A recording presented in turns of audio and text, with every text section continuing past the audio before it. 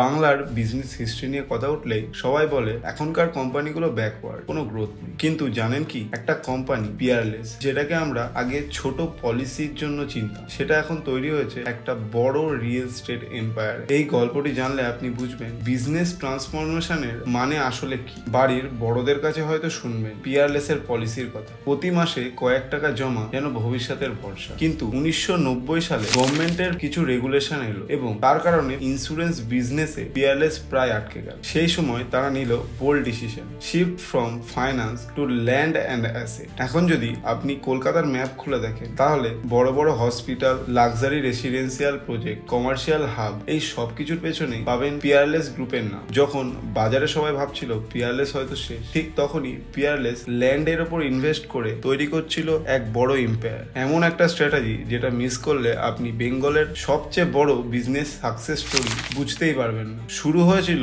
একটা ছোট policy company দিয়ে, কিন্তু আজ পিয়ারলেস দাঁড়িয়ে আছে মাল্টি থাউজেন্ড কারোর রিয়েল এস্টেট এম্পায়ারের মালিকানা। বিজনেস মানে শুধু সার্ভাইভাল, যারা সময় চিনতে পারে তারাই ভবিষ্যৎ পাবে। এমন বেঙ্গলের হিডেন বিজনেস স্টোরি যদি মিস না করতে চান, ফলো এবং সাবস্ক্রাইব করুন থিঙ্ক অ্যান্ড গ্রো চ্যানেলটিকে। নেক্সট কোন বিষয়ে জানতে চান কমেন্টে অবশ্যই জানাবেন।